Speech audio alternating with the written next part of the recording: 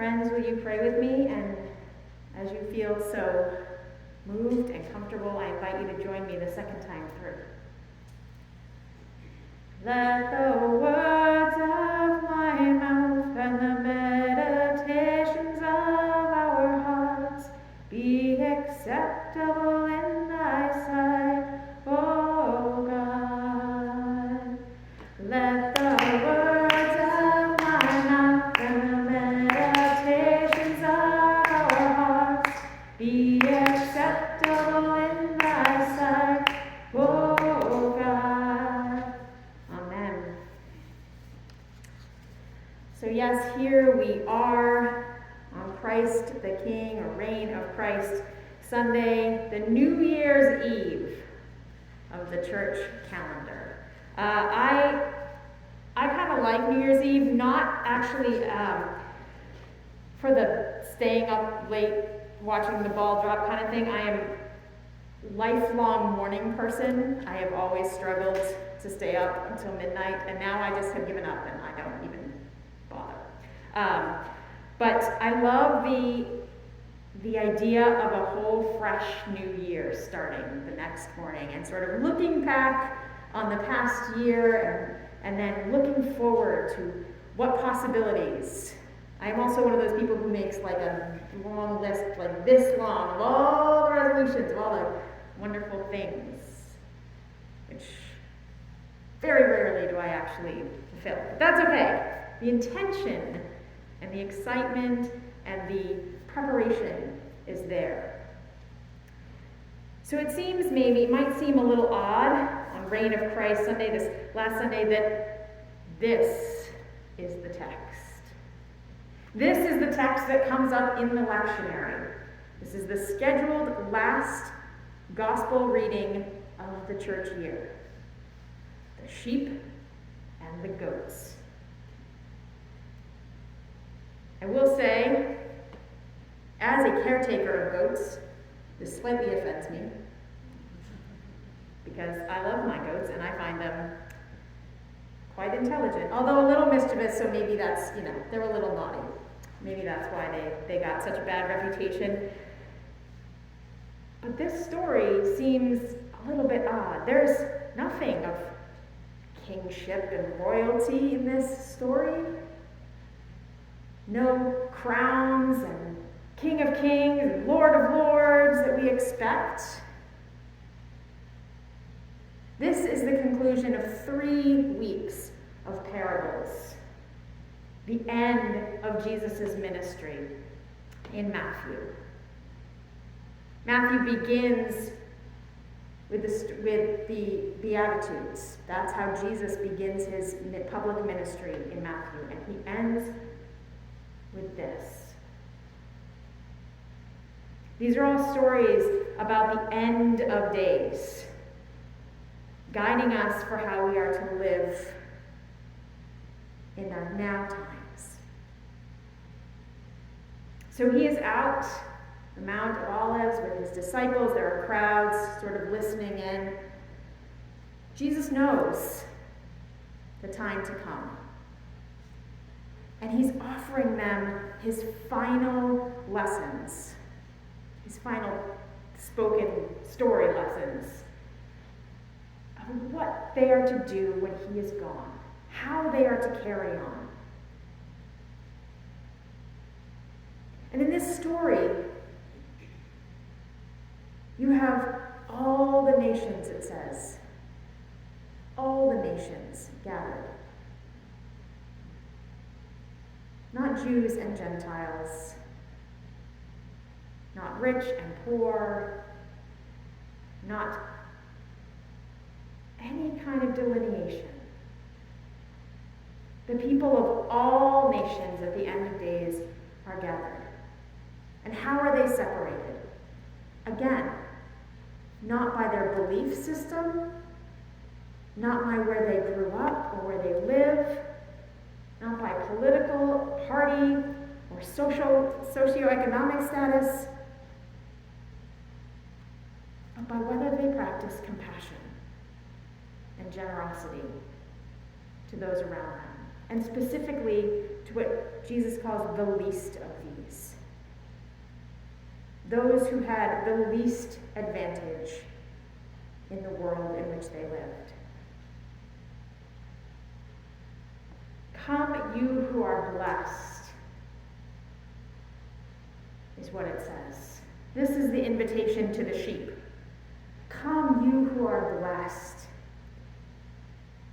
They have been blessed already. This is what's interesting about this text. Sometimes this text is very much preaches that, see, look, you don't do what you're supposed to do, you're going to be a goat on the goat side. But what if those sheep are generous because of their blessing, not the other way around? They are not blessed because of their generosity. They are generous because they recognize their blessing. It's not separating the well-behaved from the sinners and ne'er-do-wells. And therefore, being a sheep is not a cause for boasting. We can't be like, hello over there, goats. Not on that side. I did what I was supposed to do. See, I'm a sheep. No. These acts of generosity and compassion stem from God's creative saving love. They're not done to earn that love. Jesus' final teaching is not one of doctrinal separation. You did it right and you did it wrong. You believed the right thing and you didn't. But instead, it's radical, abundant mercy and humility. And just a little side note, because often readings of this text stop after the praise of the sheep and skip the cursing of the goats, because that's harder. But God is deciding who's on which side, not us. Right? And there is nothing saying that God doesn't find a way to redeem everyone.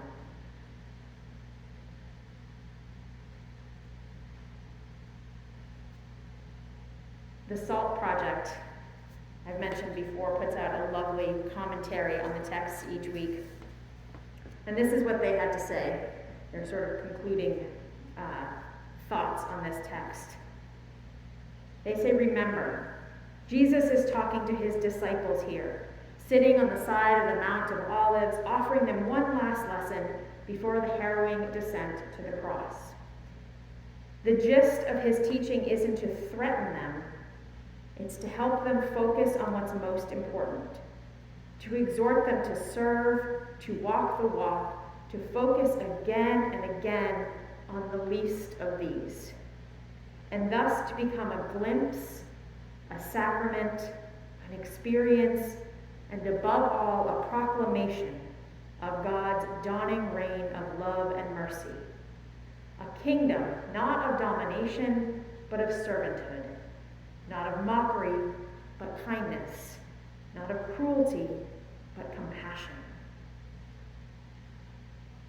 I've been thinking a lot lately about the purpose of church. This is something that came up a little bit when we were on our small church leadership community retreat recently, a few weeks ago. We were talking about what the point of church is exactly. Because previously, well, a lot of church was doing exactly these things that are listed in Matthew. Feeding the hungry and clothing the naked, visiting prisoners and caring for the sick, all of these things. And, well, we don't do as much of that anymore, at least not up here in the north. Most of those things, those tasks, those opportunities have been delegated out to other organizations. We've got the Grapevine and 68 Hours of Hunger, and those are great organizations, but the church doesn't need to double those things. Right? So, where does that leave us? And I think this little quote from the Salt Project, this is it. Become a glimpse, a sacrament, an experience, and above all, a proclamation of God's dawning reign of love and mercy. The church should be that.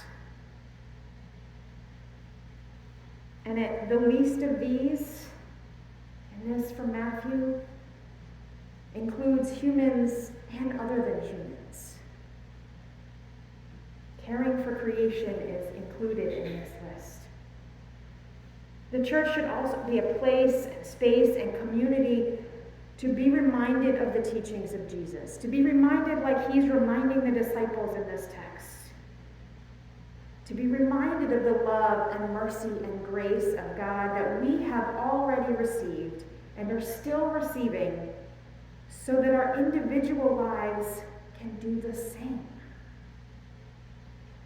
Engaging in religious practice to enable love and mercy, not practicing love and mercy to earn religious favor or salvation. Religious practice to enable love and mercy, not practicing love and mercy to earn God's favor. By doing this, the church and the lives of those who form it may be the reign of God. Juxtaposed against the oppressive, cruel, domineering, boastful, greedy, lying, destructive, alienating, isolating, and deadly empires of the world. We, as individuals and as a community, will be places and promises of service, compassion, humility, kindness, creativity, truth, connection, justice, extravagant mercy, reckless love, expansive welcome, defiant hope, and unrelenting resurrection. As we enter into the season of Advent, may this be the world for which we wait, pray, hope, and prepare. Amen. Now let us take a few moments